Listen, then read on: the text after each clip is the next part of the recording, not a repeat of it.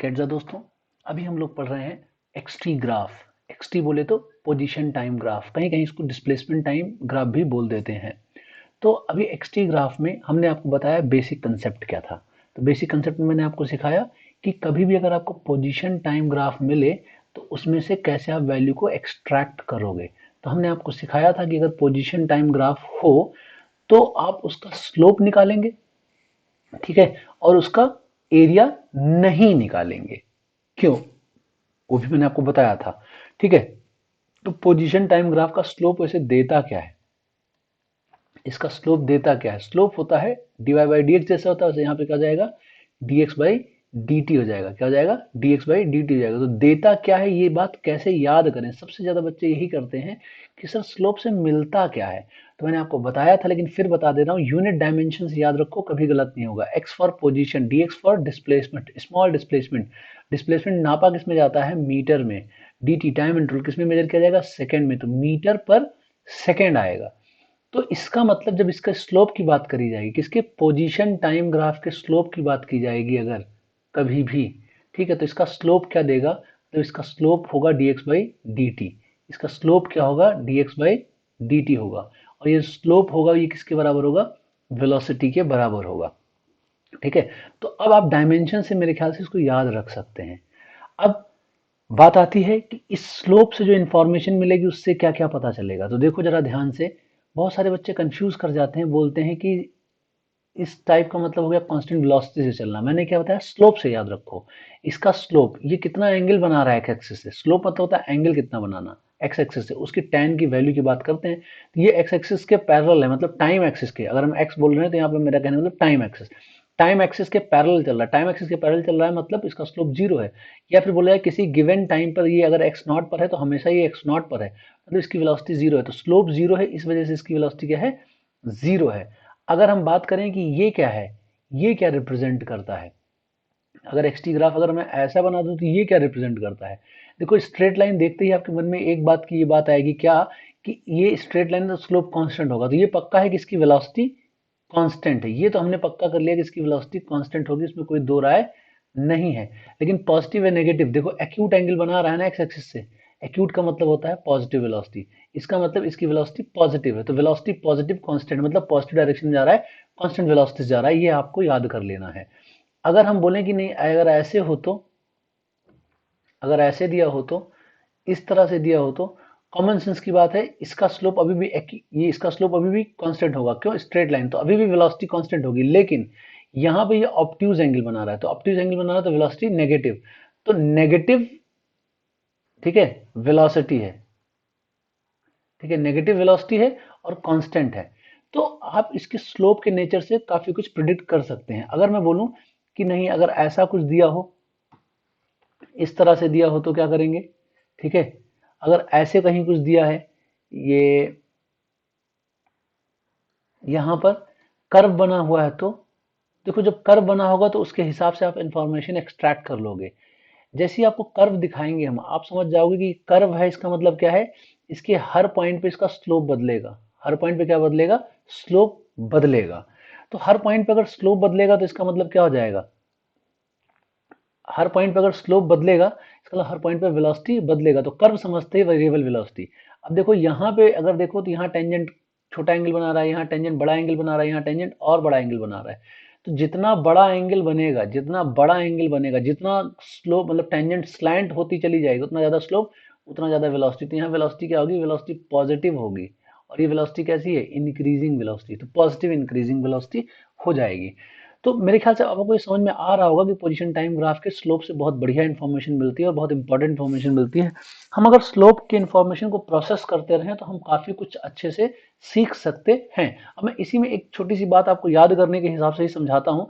अगर मान लो मैं आपको बोलता हूँ कि मेरा ग्राफ कुछ इस तरह से ड्रॉ हो रहा है, पोजीशन टाइम, देखिए ध्यान से आप, यहाँ पे ये टाइम एक्सिस है, यहाँ पे ये पोजीशन एक्सिस है, और मैंने बोला ग्राफ को हमने कुछ इस तरह से ड्रॉ किया है, ऐसा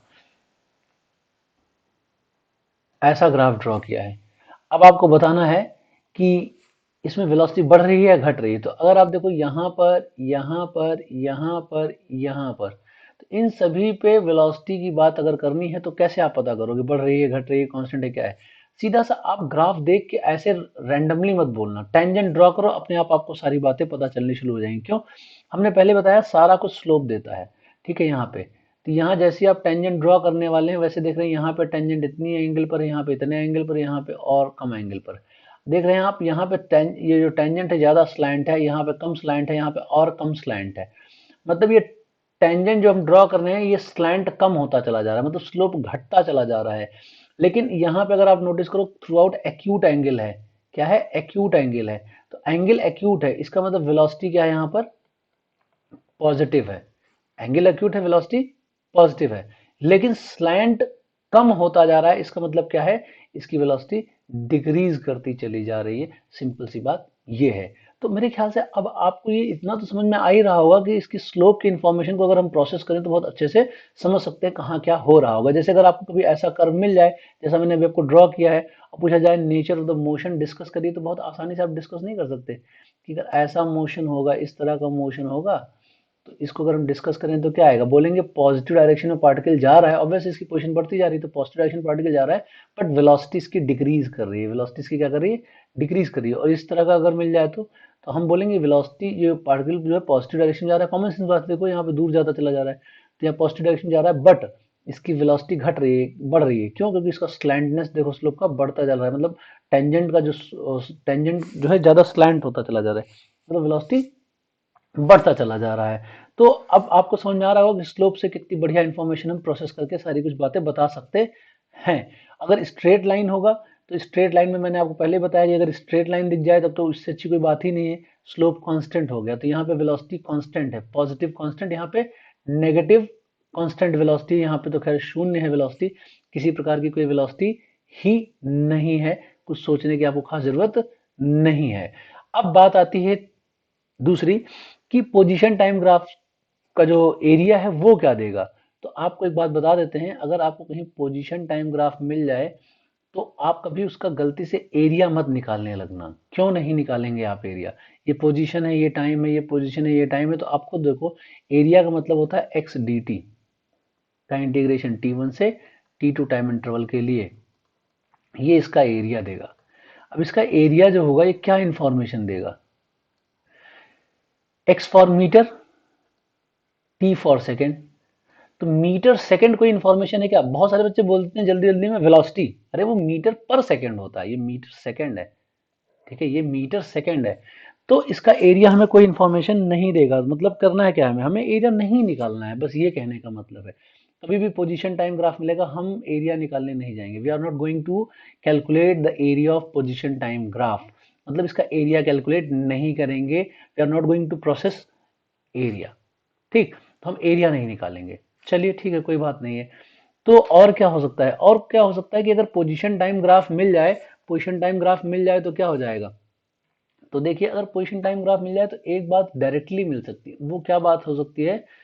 अगर मान लो जैसे मैं बोलूँ ये पोजीशन टाइम ग्राफ है और थोड़ा ऐसे जा रहा है पार्टिकल, ऐसे जा रहा है, तो अगर मैं बोलना चाहूँ तो यहाँ अलग अलग टाइम पे अलग अलग पोजीशन की वैल्यू मैं जरूर प्रिडिक्ट कर सकता हूँ। कैसे? जैसे अभी इस टाइम पे पार्टिकल कहाँ है, तो इसको आप आगे बढ़ाओ, ये यहाँ पे कट कर रहा है तो इसको यहाँ पे, ये इस जगह पे है। तो इस T1 टाइम पे पार्टिकल यहाँ है, x1 पर है। अच्छा अब T2 पे, अब T2 पे इसको ऐसे बढ़ाओ आगे, T2 टाइम पे अगर देखें तो कहाँ है पार्टिकल? यहाँ पर है, x2 पर है, ठीक है। तो T1 पे पार्टिकल x1 पर है, T2 पे पार्टिकल x2 पर है। तो आप अलग अलग टाइम पे पोजीशन की वैल्यू भी प्रोडिक्ट कर सकते हैं। मतलब ये डायरेक्ट वैल्यू भी आप कैलकुलेट यहाँ पे कर सकते हैं। ये सिंपल सा मतलब है कहने का। तो आप सिंपल जो मोटी मोटी बात ये है कि पोजीशन टाइम ग्राफ को आप प्रोसेस कैसे करेंगे।